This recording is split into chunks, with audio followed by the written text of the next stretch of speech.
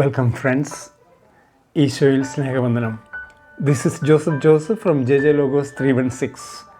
ന്യായാധിപന്മാർ 7-ാം അധ്യായത്തിലേക്കുള്ള യാത്ര ആരംഭിക്കുമ്പോൾ നമുക്ക് കൂട്ടായി നമ്മുടെ പരിശ്രമങ്ങൾ കർത്താവിൽ സമർപ്പിക്കാം. ബൈബിളിലെ വിശുദ്ധ വചനങ്ങളിലേക്ക് ആഴ്ന്നിറങ്ങുമ്പോൾ അവൻ്റെ ദിവ്യമാർഗ്ഗനിർദ്ദേശം നമ്മുടെ പാതയെ പ്രകാശിപ്പിക്കട്ടെ. ദൈവവചനം പഠിക്കാനുള്ള നമ്മുടെ ശ്രമങ്ങൾ അനുഗ്രഹിക്കപ്പെടട്ടെ. ലോഗോസ് ബൈബിൾ ക്വിസ് 24-നുള്ള നമ്മുടെ തയ്യാറെടുപ്പുകൾ ജ്ഞാനവും വിവേകവും കൊണ്ട് നിറയട്ടെ. തിരുവെഴുത്തുകളെക്കുറിച്ചുള്ള നിങ്ങളുടെ പഠനത്തിൽ നിങ്ങൾക്ക് ഫലവത്തായതും സമ്പന്നവുമായ നിമിഷങ്ങൾ നേരുന്നു. Joseph four J Logos 316. ആ 300 കാഹളങ്ങൾ മുഴങ്ങിയപ്പോൾ തൻ്റെ കൂട്ടുകാരനെയും സഹയോദ്ധാക്കളെയും വാൾകൊണ്ട് വെട്ടാൻ കർത്താവ് പാളയത്തിലെ ഭടന്മാരെ പ്രേരിപ്പിച്ചു. ന്യായാധിപന്മാർ 7:22. Logos Bible quiz 2024. ന്യായാധിപന്മാർ 7 ഒരു ആമുഖം. ന്യായാധിപന്മാരുടെ പുസ്തകത്തിലെ ഒരു സുപ്രധാന അധ്യായം ന്യായാധിപന്മാർ 7 അവതരിപ്പിക്കുന്നു. ഇത് ഇസ്രായേലിൻ്റെ ചരിത്രത്തിൻ്റെ പ്രക്ഷുബ്ധമായ കാലഘട്ടത്തിൽ വികസിക്കുന്ന ഒരു വിവരണമാണ്. ഈ അധ്യായം മിദ്യാന്യരുടെ അടിച്ചമർത്തിൽ നിന്ന് ഇസ്രായേലിനെ വിടുവിക്കാൻ ദൈവം തിരഞ്ഞെടുത്ത ന്യായാധിപനും സൈനിക നേതാവുമായ ഗിദെയോനെ കേന്ദ്രീകരിക്കുന്നു. ഗിദെയോൻ മിദ്യാൻ സൈന്യത്തെ നേരിടാൻ തയ്യാറെടുക്കുമ്പോൾ കൗതുകരമായ സംഭവങ്ങൾ അരങ്ങേറുന്നു. ദിവ്യമാർഗ്ഗനിർദ്ദേശവും ഗിദെയോൻ്റെ സൈന്യത്തിൻ്റെ പരീക്ഷണവും പ്രകടമാകുന്നു. അധ്യായത്തിന് സമ്പന്നമായ ആഖ്യാനം, വിശ്വാസമനുസരണം, തൻ്റെ ജനത്തിൻ്റെ കാര്യങ്ങളിൽ ദൈവത്തിൻ്റെ വ്യക്തമായ ഇടപെടലുകൾ എന്നിവയുടെ പ്രമേയങ്ങൾ നെയ്തെടുക്കുന്നു. ചോദ്യം 1. ഹാരോദ് നീരുറവയ്ക്ക് സമീപം പാളയമടിച്ചത് ആര്? ഹാരോദ് നീരുറവയ്ക്ക് സമീപം പാളയമടിച്ചത് ആര്? അതാണ് ആദ്യത്തെ ചോദ്യം.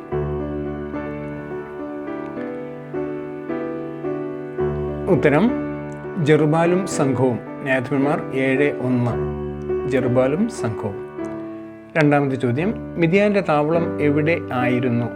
മിദ്യാൻ്റെ താവളം എവിടെ ആയിരുന്നു?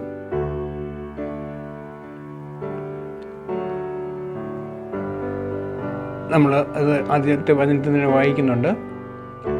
ന്യായാധിപന്മാർ 7:1 വടക്ക് മോറിയ കുന്നിൻ്റെ താഴ്വരയിലായിരുന്നു. മൂന്നാമത്തെ ചോദ്യം, ആരോട് പറഞ്ഞു?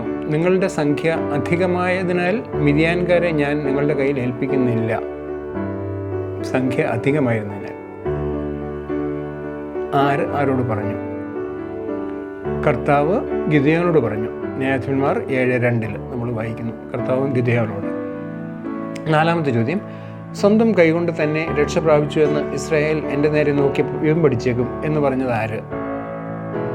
ഇസ്രായേൽ എൻ്റെ നേരെ നോക്കി വീമ്പടിച്ചേക്കും എന്ന് പറഞ്ഞത് ആര്? സ്വന്തം കൈകൊണ്ട് തന്നെ രക്ഷ പ്രാപിച്ചു എന്ന്. കർത്താവ്. ന്യായാധിപന്മാർ 7:2 നമ്മളത് വായിക്കുന്നു, കർത്താവ്. അഞ്ചാമത്തെ ചോദ്യം, എന്തുകൊണ്ടാണ് ഗിദെയോൻ്റെ സൈന്യം അധികമാണെന്ന് കർത്താവ് അവനോട് പറഞ്ഞത്? ഗിദെയോൻ്റെ സൈന്യം അധികമാണ് എന്ന് കർത്താവ് അവനോട് പറയാൻ കാരണം എന്താണ്? അഞ്ചാമത്തെ ചോദ്യം. ഉത്തരം സ്വന്തം കൈകൊണ്ട് തന്നെ രക്ഷ പ്രാപിച്ചു എന്ന് ഇസ്രായേൽ കർത്താവിൻ്റെ നേരെ നോക്കി വീമ്പടിച്ചേക്കും എന്നതുകൊണ്ട്. ന്യായാധിപന്മാർ 7:2. ആറാമത്തെ ചോദ്യം, ന്യായാധിപന്മാർ 7:2-3 അനുസരിച്ച് ഇസ്രായേൽ സൈനികരുടെ ആകെ എണ്ണം എത്രയായിരുന്നു? സൈനികരുടെ എണ്ണം, ഇസ്രായേൽ സൈനികരുടെ ആകെ എണ്ണം? 32,000 നമ്പർ. ന്യായാധിപന്മാർ 7:3. ഏഴാമത്തെ ചോദ്യം, അവിടെ വെച്ച് ഞാൻ അവരെ നിനക്ക് വേണ്ടി പരിശോധിക്കാം. ന്യായാധിപന്മാർ 7:4. എവിടെ വെച്ച് ആണ് ഇങ്ങനെ പരിശോധിക്കാം എന്ന് പറയുന്നത്? അവിടെ വെച്ച്. അതിൻ്റെ ഉത്തരം ജലാശയത്തിൽ വെച്ച്.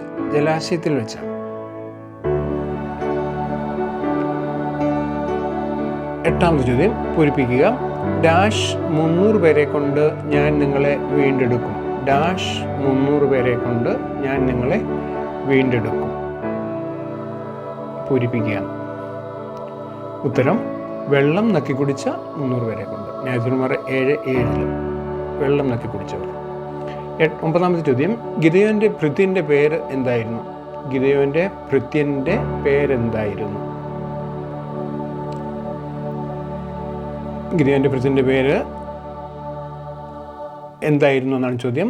പൂര എന്നാണ് അദ്ദേഹത്തിൻ്റെ പേര്. ന്യായാധിപന്മാർ 7:10. പത്താമത്തെ ചോദ്യം, അവൻ പറയുന്നത് നീ കേൾക്കുക, അപ്പോൾ താവളത്തിന് എതിരെ നീങ്ങാൻ നിനക്ക് കരുത്ത് ലഭിക്കും. ആര് പറയുന്നത്? അവൻ പറയുന്നത് നീ കേൾക്കുക. ആര് പറയുന്നത്?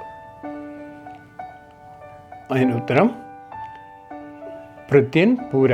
ന്യായാധിപന്മാർ 7:11. ഭൃത്യൻ പൂര പറയുന്നതനുസരിച്ച് മുന്നോട്ട് പോവുക എന്നാണ്. 11 ന്യായാധിപന്മാർ 7:12 അനുസരിച്ച് മിദ്യാൻകാരും അമലേക്യരും പൗരസ്ത്യരുമായി ബന്ധപ്പെട്ട് പരാമർശിച്ചിരിക്കുന്ന 2 ജീവികൾ ഏതൊക്കെയാണ്? മിദ്യാൻകാരും അമലേക്യരും പൗരസ്ത്യരുമായി ബന്ധപ്പെട്ട് പരാമർശിച്ചിരിക്കുന്ന 2 ജീവികൾ വെട്ടുക്കിളികളും ഒട്ടകങ്ങളുമാണ് ഈ 2 ജീവികൾ. പൂരിപ്പിക്കാം. 12ാമത്തെ ചോദ്യം, മിദ്യാൻകാരുടെ താവളത്തിലേക്ക് ഒരു ഡാഷ് ഉരുണ്ടുരുണ്ട് വരുന്ന കൂടാരത്തിന്മേൽ തട്ടി. എന്താണ് ഉരുണ്ടുരുണ്ട് വന്നത്? അതിൻ്റെ ഉത്തരം ബാർലിയപ്പം. ന്യായാധിപന്മാർ 7:11. ബാർലിയപ്പമാണ് ഉരുണ്ടുരുണ്ട് വന്നത്. 13ാമത്തെ ചോദ്യം, എഴുന്നേൽക്കുവിൻ, കർത്താവ് മിദ്യാൻ സൈന്യത്തെ നിങ്ങളുടെ കരങ്ങളിൽ ഏൽപ്പിച്ചിരിക്കുന്നു. ന്യായാധിപന്മാർ 7:15. ആരുടെ വാക്കുകളാണിവ? എഴുന്നേൽക്കുവിൻ, കർത്താവ് മിദ്യാൻ സൈന്യത്തെ നിങ്ങളുടെ കരങ്ങളിൽ ഏൽപ്പിച്ചിരിക്കുന്നു. ഇത് ഗിദെയോൻ്റെ വാക്കുകളാണ്. ന്യായാധിപന്മാർ 7:15 ഗിദെയോൻ്റെ വാക്കുകൾ. 14ാമത്തെ ചോദ്യം, ഗിദെയോൻ 3 ഗണമായി തിരിച്ചത് എത്ര പേരെ? എത്ര പേരെയാണ് ഇങ്ങനെ 3 ഗണമായിട്ട് തിരിച്ചത്? അതാണ് ചോദ്യം. അതിൻ്റെ ഉത്തരം 300 പേരെയാണ് അങ്ങനെ തിരിച്ചത്. ന്യായാധിപന്മാർ 7:16 300 പേരെ. 15ാമത്തെ ചോദ്യം, 300 പേരെ 3 ഗണമായി തിരിച്ച് ഗിദെയോൻ അവർക്ക് എന്താണ് നൽകിയത്? അവർക്ക് കൊടുത്തത് എന്താണ്? അവരുടെ കൈവശം കൊടുത്തത് എന്താണ്? 300 പേരെ 3 ഗണമായി തിരിച്ചിട്ട്. അതിൻ്റെ ഉത്തരം കാഹളങ്ങളും ഒഴിഞ്ഞ ഭരണികളിൽ പന്തങ്ങളും. ന്യായാധിപന്മാർ 7:16 കാഹളങ്ങളും ഒഴിഞ്ഞ ഭരണികളിൽ പന്തങ്ങളുമാണ്. 16ാമത്തെ ചോദ്യം പൂരിപ്പിക്കുക. ഞാനും എൻ്റെ കൂടെയുള്ളവരും കാഹളം മുഴക്കുമ്പോൾ പാളയത്തിൻ്റെ എല്ലാ ഭാഗങ്ങളിലും കാഹളം മുഴക്കി ഡാഷ് എന്ന് ഉദ്ഘോഷിക്കണം. കാഹളം മുഴക്കി ഡാഷ് എന്ന് ഉദ്ഘോഷിക്കണം. എന്താണ് ഉദ്ഘോഷിക്കേണ്ടത്? കർത്താവിനും ഗിദെയോനും വേണ്ടി എന്ന് ഉദ്ഘോഷിക്കണം എന്നാണ് പറയുന്നത്. കർത്താവിനും ഗിദെയോനും വേണ്ടി. 17ാമത്തെ ചോദ്യം, തൻ്റെ കൂട്ടുകാരനെയും സഹയോദ്ധാക്കളെയും വാൾ കൊണ്ട് വെട്ടാൻ കർത്താവ് പാളയത്തിലെ ഭടന്മാരെ പ്രേരിപ്പിച്ചത് എപ്പോഴാണ് കർത്താവ് അവരെ പ്രേരിപ്പിച്ചത്? തൻ്റെ കൂട്ടുകാരനെയും സഹയോദ്ധാക്കളെയും വാൾ കൊണ്ട് വെട്ടാൻ 300 കാഹളങ്ങൾ മുഴങ്ങിയപ്പോൾ. ന്യായാധിപന്മാർ 7:18. 18ാമത്തെ ചോദ്യം, ന്യായാധിപന്മാർ 7:23 അനുസരിച്ച് നഫ്താലി, ആഷേർ, മനാസെ ഗോത്രങ്ങളിൽ നിന്നും വിളിച്ചുകൂട്ടിയ ഇസ്രായേൽക്കാർ പിന്തുടർന്നത് ആരെയാണ് അവർ പിന്തുടർന്നത്? അതിൻ്റെ ഉത്തരം മിദ്യാൻകാരെയാണ് പിന്തുടർന്നത്. 19ാമത്തെ ചോദ്യം, ഗിദെയോൻ എഫ്രായിം മലനാടിൻ്റെ എല്ലാ ഭാഗങ്ങളിലും ദൂതന്മാരെ അയച്ചു പറഞ്ഞത് എന്തായിരുന്നു? ദൂതന്മാരെ അയച്ചിട്ട് പറഞ്ഞത് എന്തായിരുന്നു? അതാണ് ചോദ്യം. അതിൻ്റെ ഉത്തരം മിദ്യാൻകാർക്കെതിരെ ഇറങ്ങി വരുവനെന്ന്. ന്യായാധിപന്മാർ 7:24 മിദ്യാൻകാർക്കെതിരെ ഇറങ്ങി വരുവൻ 7:24. എഫ്രായിംകാർ 20ാമത്തെ ചോദ്യം, എഫ്രായിംകാർ ഒരുമിച്ച് കൂടി ബത്ബാറയും ജോർദാനും വരെയുള്ള എന്ത് കൈവശമാക്കിയെന്നാണ് ന്യായാധിപന്മാർ 7:24 പറയുന്നത്?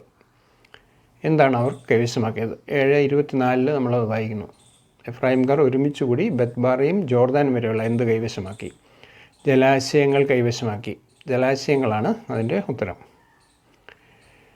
അടുത്ത ചോദ്യം, മിദ്യാനെ പിന്തുടരവേ ഓറെബ്, സേബ് തുടങ്ങിയ മിദ്യാൻ പ്രഭുക്കളെ അവർ പിടികൂടി. ന്യായാധിപന്മാർ 7:25 ആരാണ് പിടികൂടിയത്? ആര് പിടികൂടിയെന്നാണ് ചോദ്യം.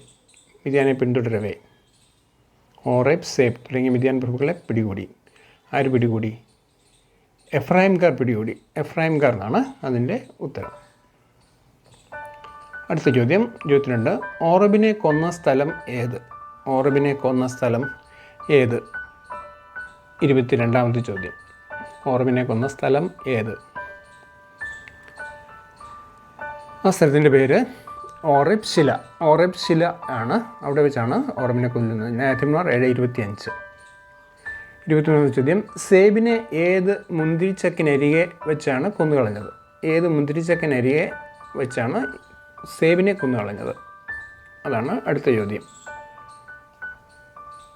അതിൻ്റെ ഉത്തരം സേബ് മുന്തിരിച്ചക്കെന്ന് പറയുന്ന സ്ഥലം, അവിടെയാണ് സേബിനെ കൊന്നത്. ന്യായാധിപന്മാർ 7:25. 24ാമത്തെ ചോദ്യം, കർത്താവിനും ഗിദെയോനും വേണ്ടി ഒരു ഡാഷ് എന്ന് അവർ ആർത്തു വിളിച്ചു. ന്യായാധിപന്മാർ 7:20. കർത്താവിനും ഗിദെയോനും വേണ്ടി ഒരു ഡാഷ് എന്ന് അവർ ആർത്തു വിളിച്ചു. എന്താണത്? ഒരു ഡാഷ്. അതിൻ്റെ ഉത്തരം ഒരു വാൾ എന്നാണ് അതിൻ്റെ ഉത്തരം. 25-ാമത്തെ ചോദ്യം, അവൻ്റെ കൈകളിൽ ദൈവം മിദ്യാൻകാരെയും സൈന്യത്തെയും ഏൽപ്പിച്ചിരിക്കുന്നു. ന്യായാധിപന്മാർ 7:14. ആരുടെ കൈകളിലാണ് മിദ്യാൻകാരെയും സൈന്യത്തെയും ഏൽപ്പിച്ചിരിക്കുന്നത്? ഗിദെയോൻ്റെ കൈകളിൽ 7:14 നമ്മളത് വായിക്കുന്നു. 26-ാമത്തെ ചോദ്യം, അവരുടെ ഒട്ടകങ്ങൾ കടൽപ്പുറത്തെ മണൽ പോലെ സംഖ്യാതീതമായിരുന്നു. ന്യായാധിപന്മാർ 7:12. ആരുടെ ഒട്ടകങ്ങളാണ് കടൽപ്പുറത്തെ മണൽ പോലെ സംഖ്യാതീതമായിരുന്നത്?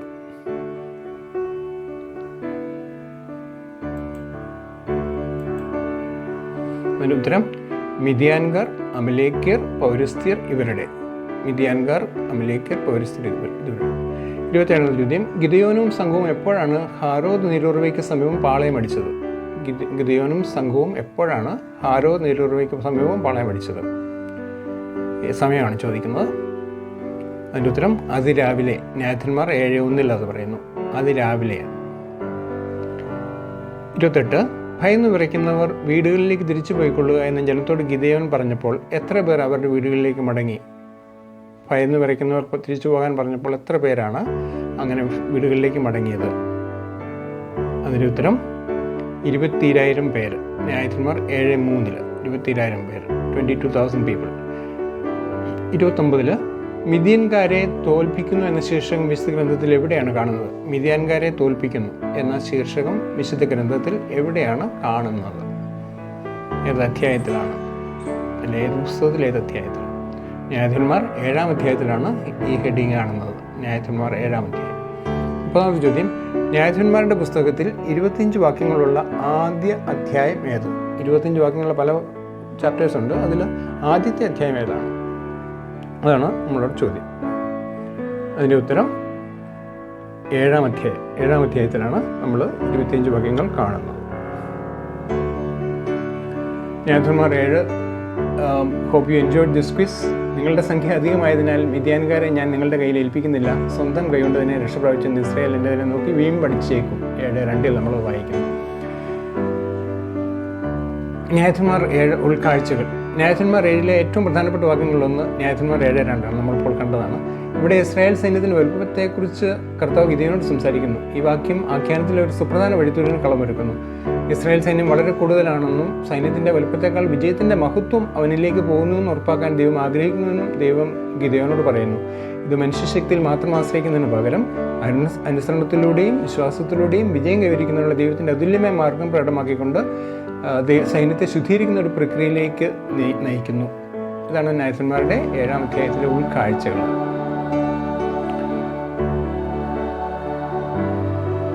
Thanks for watching. May God bless you all. നുറുങ്ങുകൾ. ന്യായാധിപന്മാർ 7 ശ്രദ്ധയോടെ വായിച്ചുകൊണ്ട് ആരംഭിക്കുക.